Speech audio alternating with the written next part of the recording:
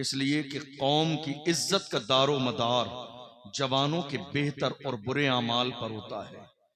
जवानों की तादाद हमारे पास कम नहीं है। क्या कम है हमारे पास जवान?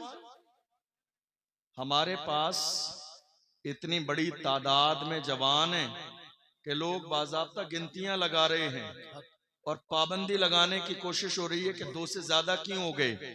अब ये तो अल्लाह की अता है, अल्लाह किसको कितने से नवाज दे। जवान हमारे पास कम नहीं है, मगर अफसोस कि मुस्तफा जान रहमत ने जवानों को जहां खड़ा किया था, आज बड़ी तादाद में जवान वहां नहीं खड़े हैं। वो तरीका जवानों ने छोड़ दिया, वो रास्ता जवानों ने छोड़ दिया, वो अंदाज मेरे जवानों ने छोड़ दिया, वो मिशन जवानों ने छोड़ दिया और कोई दूसरा मिशन अपना लिया। क्या है हमारे जवानों के हाथ में? देख लो, क्या है हमारे जवानों के हाथ में? बीड़ी और सिगरेट। क्या है जवानों के हाथ में? एमडी यूज कर रहे हैं जवान, नशा कर रहे हैं जवान, डीजल और पेट्रोल का नशा कर रहे हैं जवान, हीरोइन यूज कर रहे हैं जवान। क्या हमारी जवानी इसी नशे के लिए थी? क्या हमारी जवानी गुनाह के लिए थी? दुनिया की हर कौम का कीमती सरमाया उस कौम के जवान होते हैं। जवान अगर मुअज़्ज़ज़ रहते हैं तो कौमें मुअज़्ज़ज़ रहती हैं। तारीख पढ़ो अपने जवानों की, कैसे थे हमारे जवान। वो जवान जिन्होंने मैदानों में सजदे किए, वो जवान जिन्होंने जंगों में सजदे किए, वो जवान जिन्होंने तलवार के साये में सजदे किए, वो जवान जिन्होंने दुश्मनों के नरगे में सजदे किए, वो जवान जिन्होंने पेट से पत्थर बांधे मगर सजदे किए, वो जवान जिन्होंने कभी दुश्मनों की परवाह न की मगर सजदे किए। पूछो डॉक्टर इकबाल से, जिस इकबाल ने दुनिया को करीब से देखा और देखने के बाद एक नजरिया पेश किया। पूछो डॉक्टर इकबाल से हमारे जवान कैसे थे, तो डॉक्टर इकबाल ने दुनिया को देखने के बाद नक्शा पेश किया और कहा हमारे जवान ऐसे थे। वो कहते हैं जवान ऐसे थे, चल न सकते थे अगर जंग में अड़ जाते थे, पांव शेरों के भी मैदान से उखड़ जाते थे, तुझसे सरकश हुआ कोई तो बिगड़ जाते थे, तीर क्या चीज है हम तोप से लड़ जाते थे, शान आंखों में न जचती थी जहांदारों की, कलम पढ़ते थे हम छांव में तलवारों की, हम जो जीते थे तो जंगों की मुसीबत के लिए या रसूल अल्लाह, और मरते थे तेरे नाम की अजमत के लिए। दश्त तो दश्त है, दरिया भी न छोड़े हमने, बहरे जुल्मात में दौड़ा दिए घोड़े। नारे तकबीर, नारे रिसालत, जज्बे जोशे ईमानी, नारे तकबीर, नारे रिसालत। सुभान अल्लाह, सुभान अल्लाह। जवान आज हमारे वहां नहीं है। आपका जहन हाजिर है तो मैं बस चंद बातें अर्ज करूं। जवान कहां हैं और क्या कर रहे हैं जवान हमारे? ये मुसीबतें क्यों हैं आज? ये परेशानियां क्यों हैं आज? ये जिल्लत क्यों है आज? ये रुसवाई क्यों है आज? ये दर दर की ठोकरें क्यों हैं आज? दरअसल बात यह है कि मेरे आका ने हमें जहां खड़ा किया था हमने वो जगह छोड़ दी। आज जितना जुल्म कौमे मुस्लिम पर हो रहा है ना, इतना जुल्म अंग्रेजों के जमाने में भी नहीं हुआ। जितना जुल्म मौजूदा दौर में हिंदुस्तान की सरजमीन पर हो रहा है, और हालात क्या है? लगातार हर शख्स हमें ये एहसास दिलाने की कोशिश कर रहा है कि हम यहाँ के जिम्मेदार शहरी नहीं हैं, बल्कि हम इस हिंदुस्तान की सरजमीन पर बतौर किराएदार यहाँ रहते हैं। और जब मुल्क में कोई छोटी सी बात होती है तो बाज़ाब्ता सोशल मीडिया के जरिए, प्रिंट मीडिया के जरिए, इलेक्ट्रॉनिक मीडिया के जरिए खींचतान कर कहीं ना कहीं से हमारा नाम शामिल कर दिया जाता है इस्लाम और मुसलमानों को बदनाम करने के लिए। और फिर ये एहसास दिलाने की कोशिश की जाती है कि हिंदुस्तान की सरजमीन पर मुसलमान किराएदार के तौर पर रहते हैं। और याद रखिएगा, गैरों ने इतना नुकसान न पहुंचाया जितना नुकसान हमारी कौम के छुपे हुए दलालों ने पहुंचाया है। हमारी कौम में छुपे हुए कौम की दलाली करने वाले ये दलाल, हमारी कौम की मुखबरी करने वाले, कौम की दलाली करने वाले रात के अंधेरे में जलसा बेच दिया, रात के अंधेरे में जुलूस बेच दिया, रात के अंधेरे में कौम के जवानों की इज्जत को दांव पे लगा दिया। और कौम की दलाली करने वाले ये सोच रहे हैं जब कौम को मारा जाएगा, दलाली करने की वजह से हमें छोड़ दिया जाएगा, हमारे लिए रेड कलर का कारपेट बिछाया जाएगा।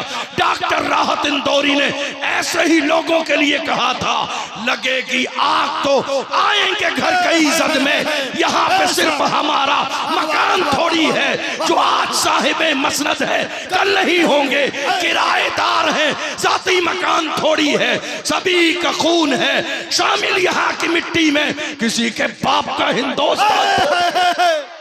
सुभान अल्लाह। नारे तकबीर, नारे रिसालत, ख्वाजा का हिंदुस्तान, हिंदुस्तान का सुन्नी मुसलमान, नारे तकबीर।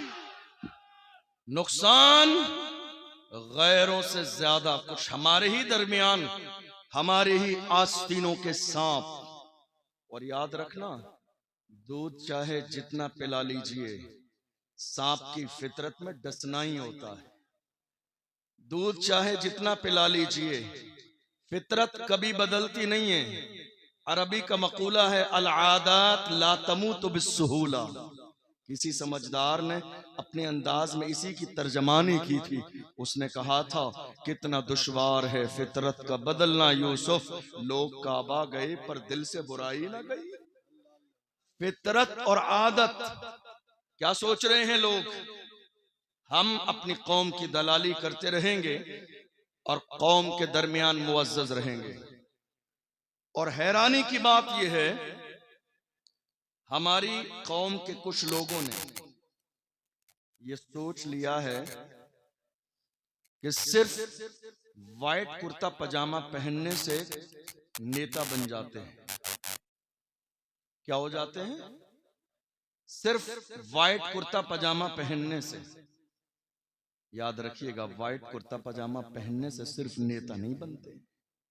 हमारी कौम का लेवल इतना डाउन हो गया आज के जमाने में, चाय पिला रहे हैं फिर भी अपने आप को एमपी एमएलए से कम नहीं समझते हैं, गुलामी कर रहे हैं फिर भी अपने आप को नेता से कम नहीं समझते हैं, फ्लैक्स लगा रहे हैं, नारे लगा रहे हैं, दूसरों की जय विजय के नारे, उसके बावजूद अपने आप को नेता से कम नहीं समझ रहे हैं। याद रखो जवानों, अल्लाह ने हमें गुलामी के लिए नहीं, क़यादत के लिए पैदा किया।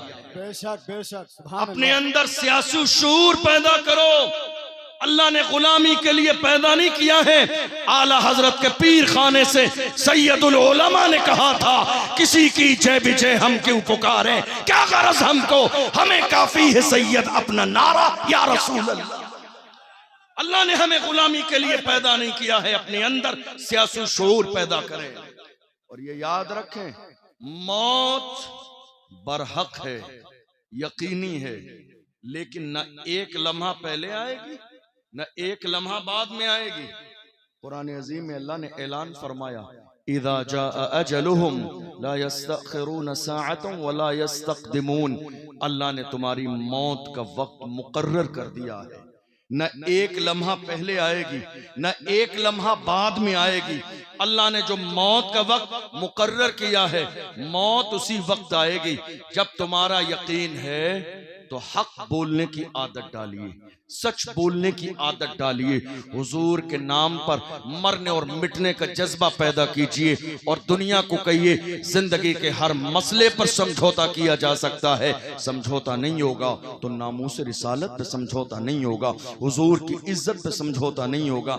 आप जानते हैं, आज इस शराब के नशे ने और जिना की आदत ने हमारी कौम के जवानों को बुज़दिल बना दिया। इतनी बड़ी तादाद में हमारे जवान अल्हम्दुलिल्लाह मौजूद हैं, मगर आपने देखा 2-3 साल के जमाने में मेरे आका की शान में कितनी बार गुस्ताखी हुई। इतनी बार गुस्ताखी होने के बाद हमारे जवान कहाँ थे? घर के अंदर। और कुछ उठना चाहते थे तो कौम के दलालों ने बिठा दिया, खड़ा न होने दिया, डरा दिया, कहा तुम्हारा नाम आ जाएगा।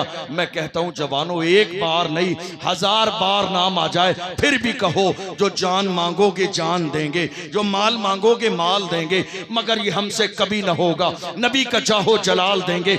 इतनी बड़ी तादाद में हमारे जवान रहे, लेकिन ज़िना और शराब के इस गुनाह की वजह से हिम्मतें जवाब दे गई। हाथ सलामत थे मगर उठ ना सके, पैर सलामत थे मगर उठ ना सके, जिस्म सलामत था मगर उठ ना सका। मगर याद रखो और सलाम पेश करो, अल्लाह 1000 बार रहमतें नाजिल फरमाए उस मर्द कलंदर पर, व्हील चेयर पे बैठने वाला वो मर्द कलंदर जिसने फैजाबाद के धरने में दिसंबर की सर्दी में वबांग के दोहल कहा था, उन्हें जाना उन्हें माना, न रखा गैर से काम, लिल्लाहिल हम्द में दुनिया से मुसलमान। बेशक। नारे तकबीर, नारे रिसालत, उर्से सईद मिल्लत, हुजूर साहब सज्जादा अल्लामा मुफ्ती अशरफ जिलानी अजहरी, नारे तकबीर। क्या हम इस वक्त हिंदुस्तान में किराएदार हैं? असल में मिस्टेक कहां हुई? मिस्टेक हमारे नारे ही में हुई। वो नारा हमने क्या लगाया आज तक? हम इस मुल्क के वफादार हैं और जिम्मेदार हैं। एक सेंटेंस भूल गए। अब थोड़ा सा इजाफा कर लीजिए। इजाफा आज क्या होगा? 2026 का आगाज हो रहा है। अब जब नारा लगाएं तो इजाफा ये कीजिए, हम जिम्मेदार भी हैं, वफादार भी हैं और बराबर के हिस्सेदार भी हैं। बेशक बेशक। जिम्मेदार भी हैं, वफादार भी हैं, बराबर के हिस्सेदार भी हैं। क्यों? जब पड़ा वक्त चमन पे तो लहू हमने दिया, जब पड़ा वक्त चमन पे तो लहू हमने दिया। आज कहते हो कि गुलशन में तेरा काम नहीं, अरे हम भी तामीर वतन में हैं, बराबर के शरीक, दरो दीवार अगर तुम हो तो बुनियाद है हम। हिंद को नाज है जिस पर वो निशानी हम हैं, ताज और लाल किले के यहाँ बानी हम हैं। न घबराओ मुसलमानों, खुदा की शान बाकी है, अभी इस्लाम जिंदा है, अभी कुरान बाकी है। ये दुश्मन क्या समझते हैं जो अपने दिल में हंसते हैं, अभी तो करबला का आखिरी मैदान बाकी।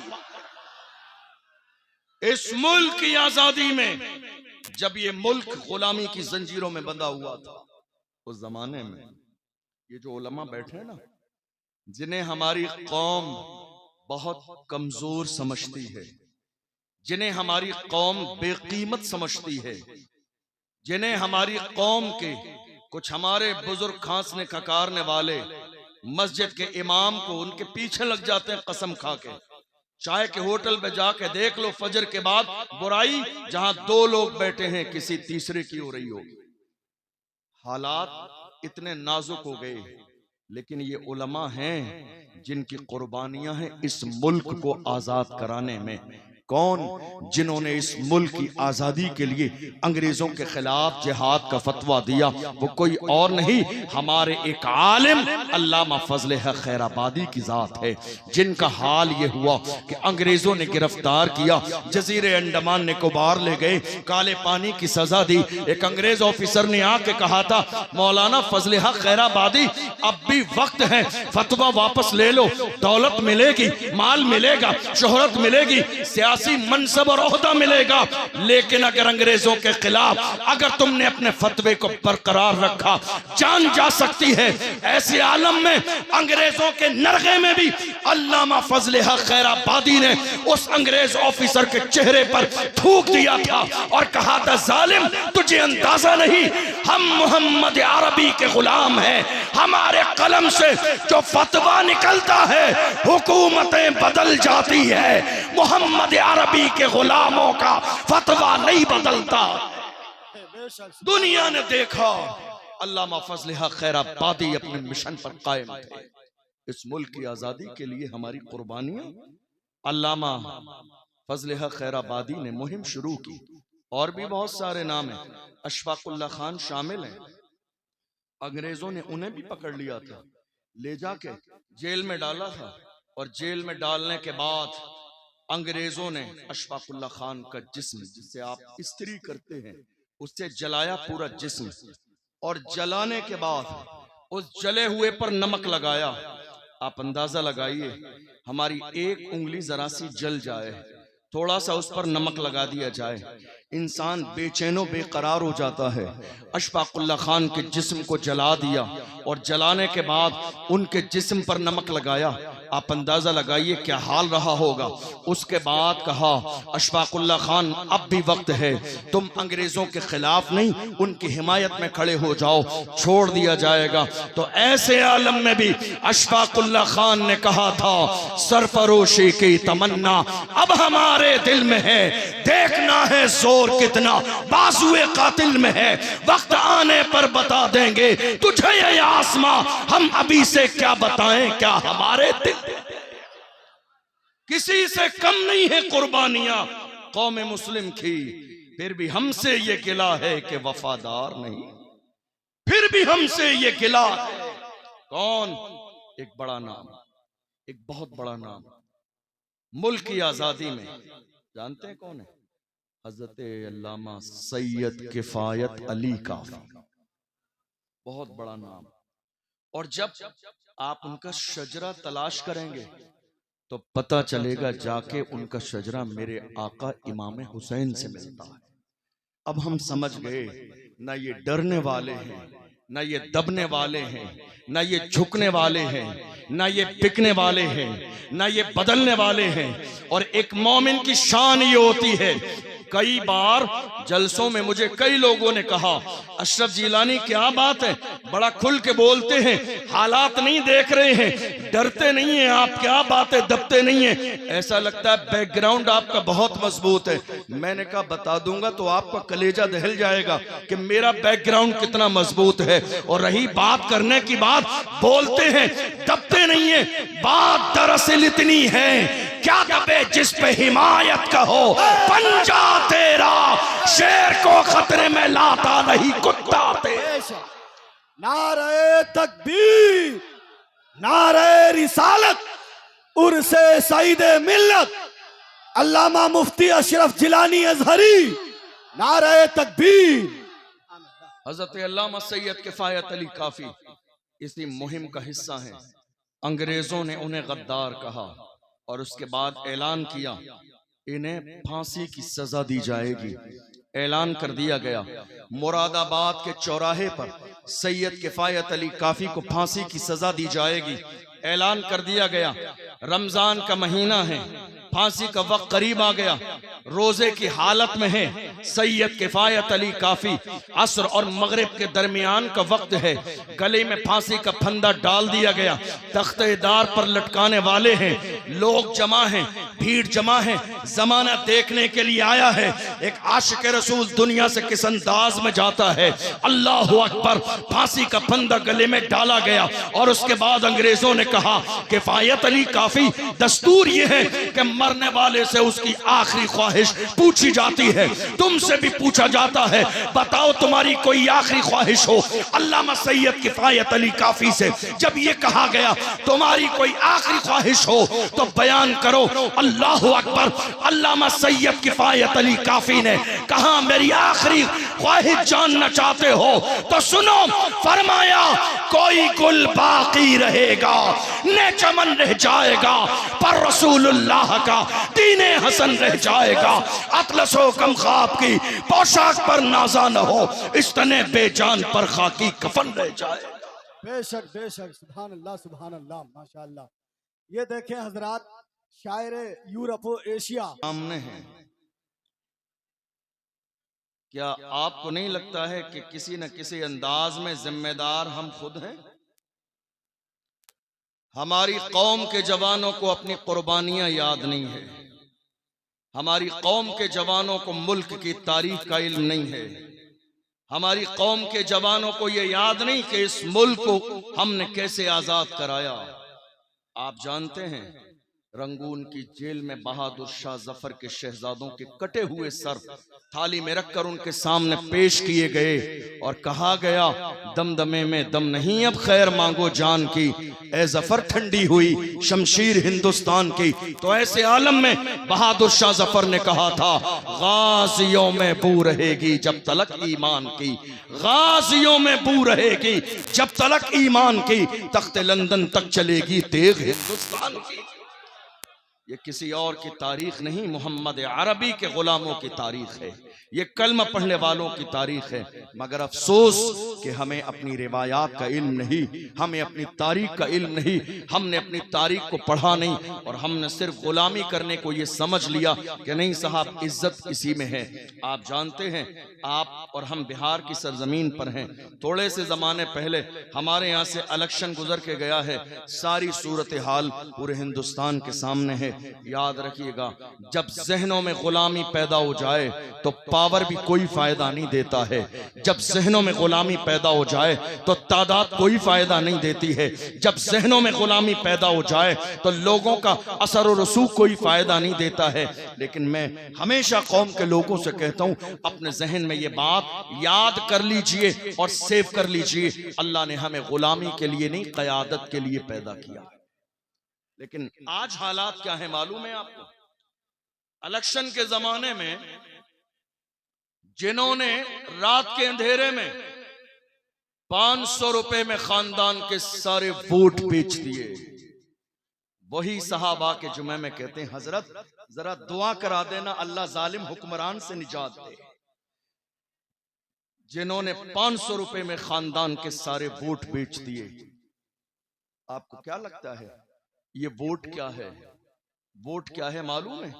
ये गवाही है, गवाही। और गलत गवाही देने के बाद अल्लाह की बारगाह में कल आपको जवाब देना है।